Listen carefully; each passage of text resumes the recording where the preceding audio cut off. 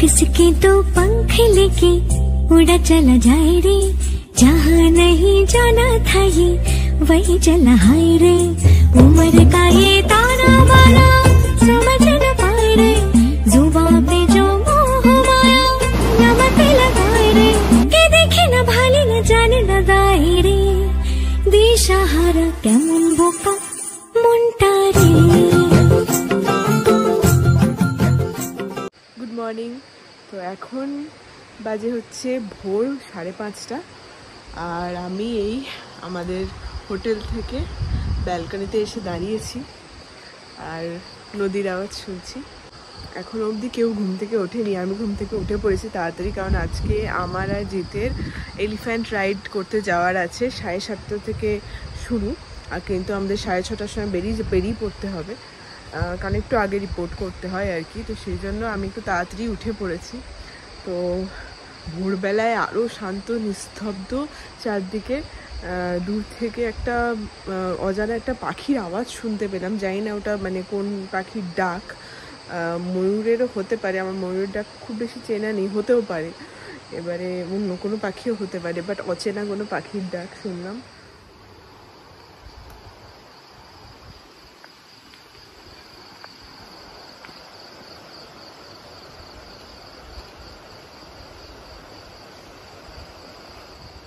আজকে হাতি রাইড করে এসে আমরা আবার এখান থেকে চেক আউট করে জলদাপাড়ার দিকে রওনা দেব।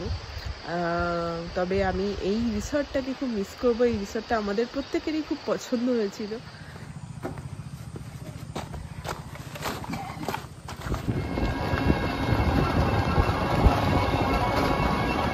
তো আমরা বেরিয়ে পড়েছি এলিফ্যান্ট রাইডের জন্য, টোটো করে যাচ্ছি। 5 কিলোমিটার ডিস্টেন্স যেখান থেকে আমাদের রাইড শুরু হবে আর কি। আমাদের মানে বনানী থেকে 5 কিলোমিটার। হ্যাঁ, দাদা বললো যে 25 মিনিট সময় লাগবে। হ্যাঁ, তো এখন 6:45 বাজে। তো মোটামুটি 7টা নাগাদ আমরা পৌঁছে যাবো। আবার যা ফর্মালিটিস আছে ওগুলো করে নিই, রিপোর্টিং করতে হবে। 7:30 থেকে আমাদের রাইড শুরু হবে। এক্সাইটেড, হাতের পিঠে চড়বো। হ্যাঁ।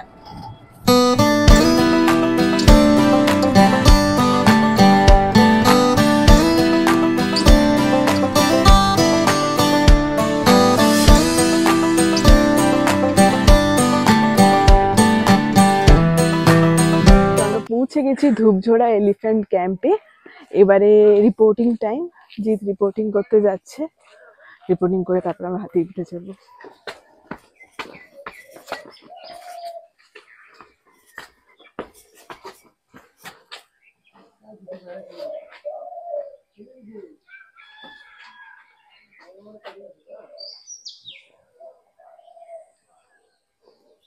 এই যে এইখান দিয়ে আমরা হাতিতে উঠবো, হাতির উপরে উঠবো আর কি।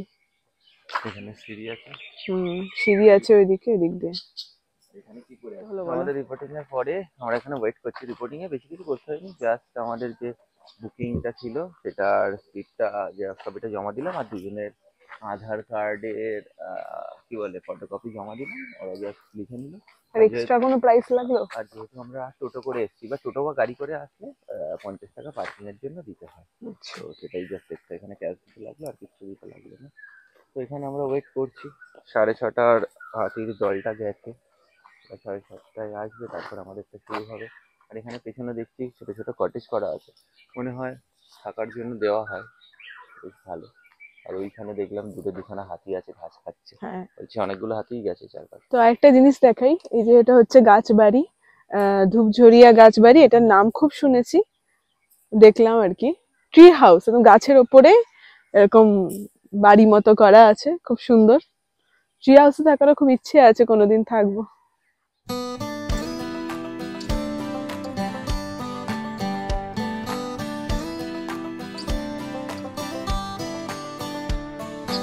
এখন ওয়েট করছি কখন হাতি আসবে।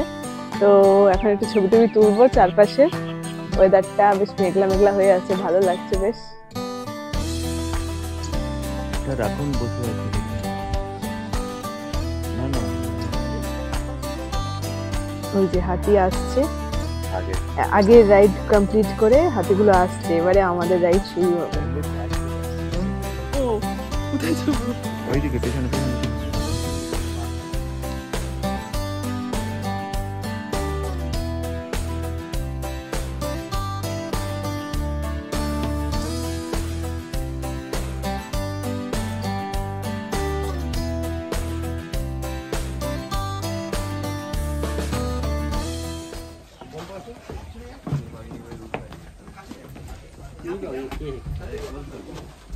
আর একটু আগে বসুন।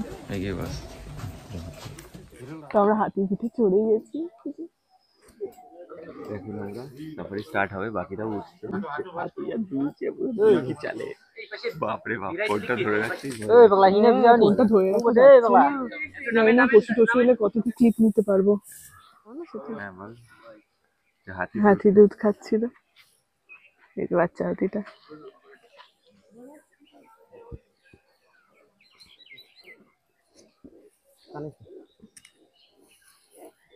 তো আমরা যে হাতিটাতে যাচ্ছি এর নাম হচ্ছে মাধুরী। 20 বছর বয়স, সবে 20 হলো। বেশ দুলকি চালে চলছে। হ্যাঁ দুলছে পুরো হাতিটা, এদিক ওদিক এদিক ওদিক। আর আগে ওটার নাম কি যেটা যাচ্ছে? ফুলমতি। ফুলমতি। ও কি বড়? এর থেকে অনেক বড় এটা। এইটা হচ্ছে ডায়না আর তার পেছনেরটা হচ্ছে জেনি।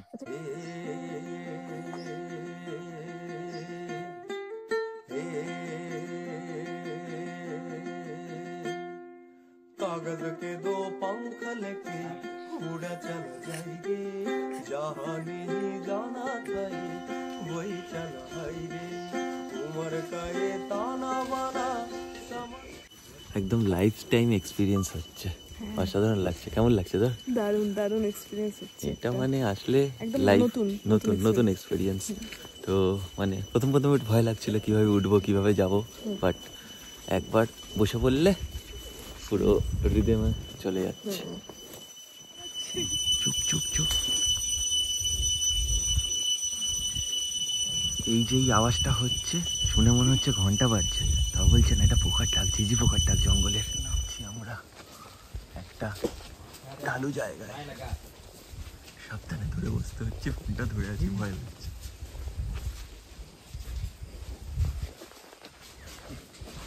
এই যে এরকম ঢালু একটু জায়গা আছে, এখান দিয়ে খোলা জায়গা, নদী আছে, নদী ক্রস করবে এক্ষুনি। মূর্তি নদী। হ্যাঁ নদীর ওই পারে 3-4টে হরিণ দেখা যাচ্ছে, আর এখন আমরা মূর্তি নদীটা ক্রস করব। उम्र का ये ताना बाना समझ न पाई, जुबा पे जो मोह माया नमक लगाई, নদীর ধারে চলে दिशाहारा का घूमता কেমন গোলা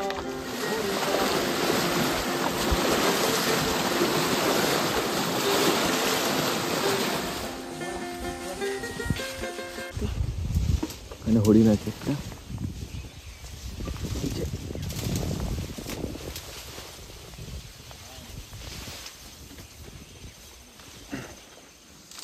আরো মনে হচ্ছে গভীর জঙ্গলে ঢুকছি, এই দিকটা অনেকটাই গভীর লাগছে, দারুণ লাগছে। এখন আমরা অনেকটাই ঘন জঙ্গলের মধ্যে দিয়ে যাচ্ছি। তো দারুণ লাগছে। হ্যাঁ দারুণ লাগছে, বেশ কিছু হরিণ দেখলাম আর ময়ূর দেখলাম এখন অব্দি। বাট এই রাইডটাই হচ্ছে একটা অন্য এক্সপেরিয়েন্স, হ্যাঁ, হাতির পিঠে চড়ে রাইডটা দেখি আর দারুণ। না দেখি দেখাটা, রাইডটা এক্সপিরিয়েন্স করাটাই মেইন। দারুণ, অসাধারণ লাগছে। এই যে কোথা দিয়ে যাচ্ছে গাছ ফাছ একদম এ করে।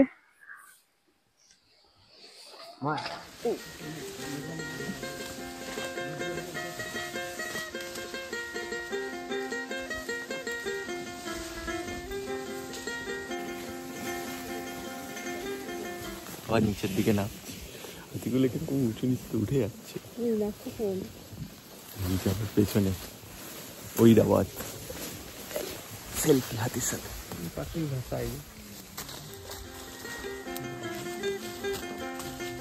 फाते कारे किले कारे भेद जाए দেখছি অনেক হরিণ আছে।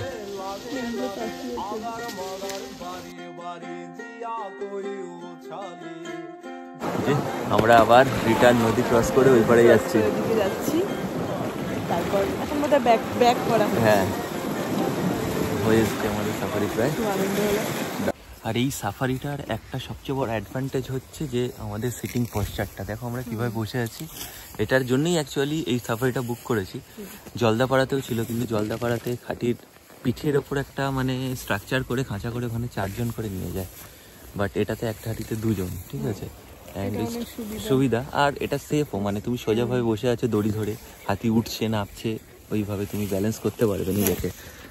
বাট ওই যদি স্ট্রাকচারের উপর বসে এদিক ওদিক একটু ডিসব্যালেন্স হলে পড়ে যাওয়ার চান্স থাকে। আর একটাতে মানে 4 জন মানুষ, তার সাথে একদিন মাহুত, তো তার উপর একটা মানে কি বলে ফল স্ট্রাকচার করা হাতির পিঠে, তো ওদের জন্য একটু জিনিসটা কষ্টকর। তো this is the best thing and best safari যেটা এখন আমরা করছি। একটা ময়ূর,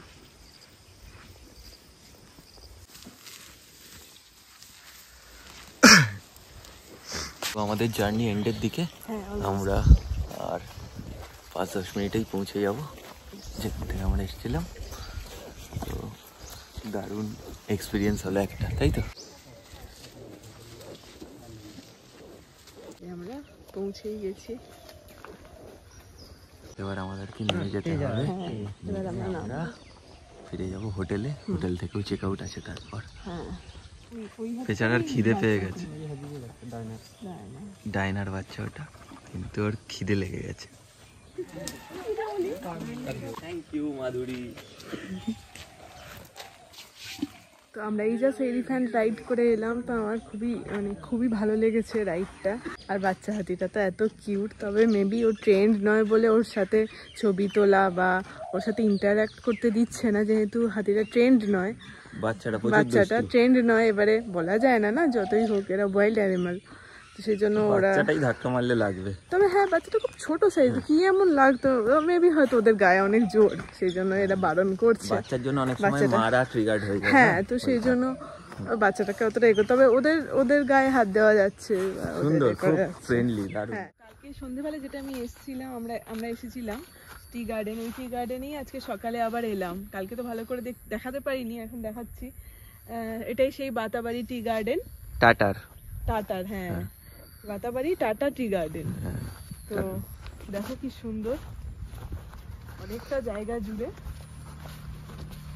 তো আমরা হাতি সাফারি করে ফিরছিলাম, তো দাদা কালকে বলেই ছিল, আমাদের টোটো দাদা খুব ভালো, তো কালকে বলেছিল তোমরা ফিরবে যখন, তো তোমাদেরকে ওই দিক থেকে চা বাগানটা একটু দেখিয়ে আনবো। তো ওই জন্যই চা বাগানে এলাম, বিশাল বড় এরিয়া জুড়ে। আর এই যে চা গাছের সাথে যে বড় বড় গাছ আছে, ওখানে যে লতানো যে গাছগুলো হয়ে আছে, এই যে এই গাছটাতে আছে, ওইগুলো হচ্ছে গোলমরিচের গাছ।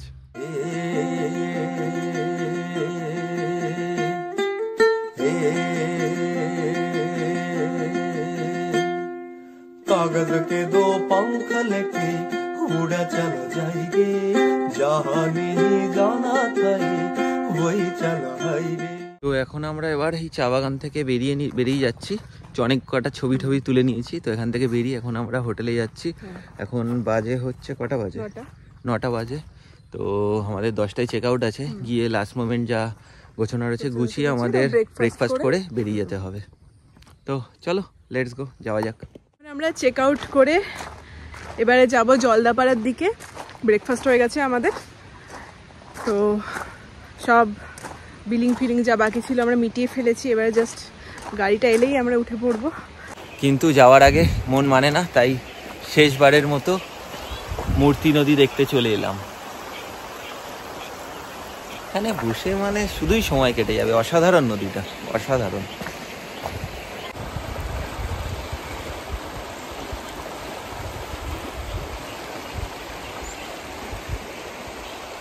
ওয়েলকাম টু জিত রাখার সুখের সংসার। এখন আমি একটা গান করে শোনাবো।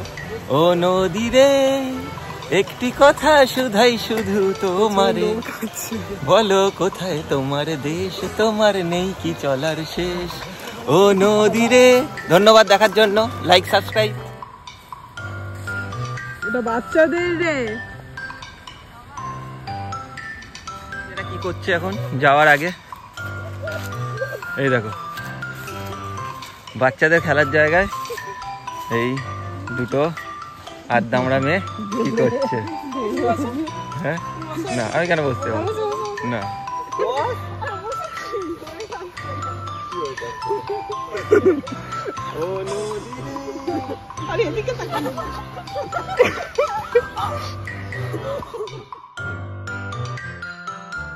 এখন আমরা হোটেল থেকে চেক আউট করে বেরিয়ে পড়লাম। যে আমি সামনে আছি আর পেছনে সবাই আছে, কিন্তু কাউকে দেখা যাচ্ছে না। কই ওই যে রাখা আপনার হচ্ছে। এখন আমরা যাব আমাদের জলদাপাড়া রিসর্টে। তো যাওয়ার আগে একটা জায়গা দেখে যাবো। কোথায় যাবো জানো দাদা বললে? সাউথ খায়ের বাড়ি। সাউথ খায়ের বাড়ি।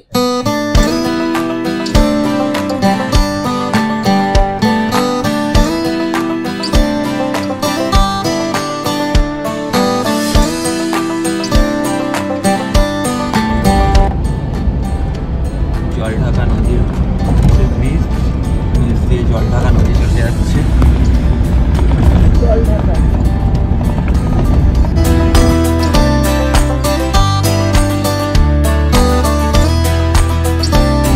ডায়না নদী।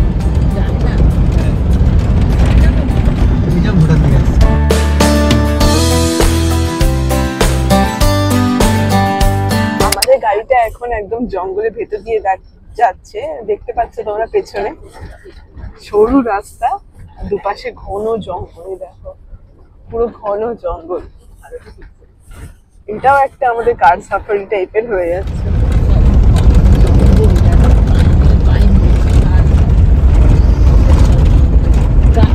আমরা প্রায় 1.5 ঘন্টা গাড়ি জার্নি করে যে জায়গাটা এসে পৌঁছালাম সেটার নাম হলো সাউথ খয়রাবাড়ি টাইগার রেস্কিউ সেন্টার। এইখানে হচ্ছে যেসব বাঘগুলো অসুস্থ হয় সেগুলোকে এইখানে রেখে এদের মানে চিকিৎসা করা হয় আর কি। জিৎ টিকিট কাটছে।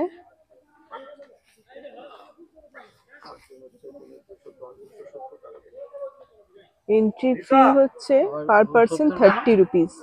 পার্কিং আছে না গাড়ি? চারপাশটা দেখো এরকম ঘন জঙ্গল।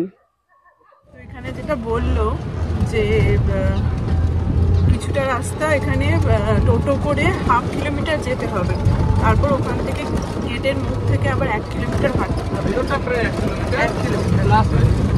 1 কিলোমিটার বেশি।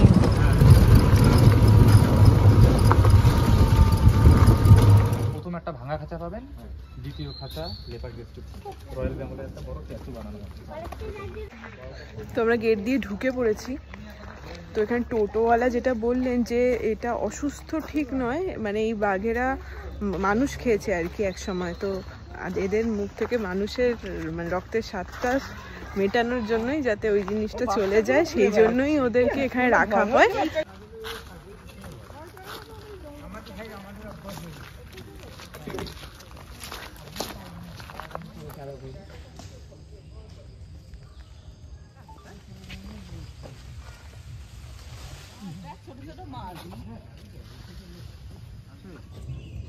ছোট ছোট মাছ চলে। এই আমাদের পেছনেই হচ্ছে লেপার্ড রেস্কিউ করে যে রাখা আছে তাদের খাঁচা। টোটাল 22খানা আছে। 21টা ছিল, আর একটা বড় চিতাবাঘ লেপার্ড এনে রেখেছে। অ্যান্ড হচ্ছে এদেরকে এখানে কিছুদিন রেখে তারপর বিভিন্ন চিড়িয়াখানা, যেমন নন্দনকানন, তারপর হচ্ছে কলকাতা আলিপুর চিড়িয়াখানা বা ওই শিলিগুড়ি সাফারি, ওখানে ছেড়ে দেয়। কারণ এরা হচ্ছে মানুষ খেয়ে এখানে এসছে, তো এদেরকে রেস্কিউ করে কিছুদিন এখানে রেখে তারপর ছেড়ে দেয় এদেরকে আবার।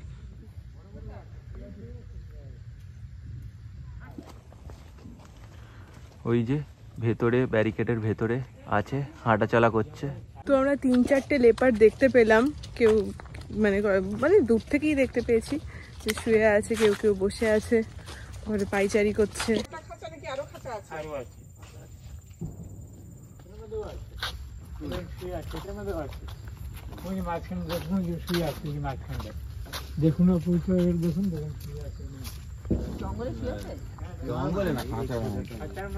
লেপার্ডগুলো খাঁচার ভেতরে অনেকটা দূরে বসে থাকে, সেজন্য সহজে তাদের দেখা যাবে না। আমরাও সত্যিই দূর থেকেই দেখতে পেয়েছি, সেই জন্য হয়তো ভিডিওতে খুব ভালোভাবে আসেনি। তবে এখানে বেশ কিছুটা সময় আমরা বেশ এনজয় করলাম। তারপর আবার আমাদের জলদাপাড়ার রিসর্টের উদ্দেশ্যে রওনা দিলাম। তো আমরা এখন ফিরে যাচ্ছি, আমাদের বাঘ দেখা হয়ে গেছে, লেপার্ড দেখে ফিরছি টোটো দেখে। তারপর টোটোতে উঠে গাড়ি, দেন গাড়ি থেকে সোজা আমাদের জঙ্গলপাড়া, কি বলে, জলদাপাড়া রিসর্টে, জলদাপাড়া জঙ্গল ক্যাম্প। জলদাপাড়া জঙ্গল ক্যাম্প রিসর্টে আমরা থাকবো। এখান থেকে আর কতটা ডিস্টেন্স জানা আছে? হবে অ্যাপ্রক্সিমেটলি আই গেস 20 কিলোমিটার মতো হবে। 20 কিলোমিটার এখনো? আমরা অনেকটা ভেতরে ঢুকেছি না।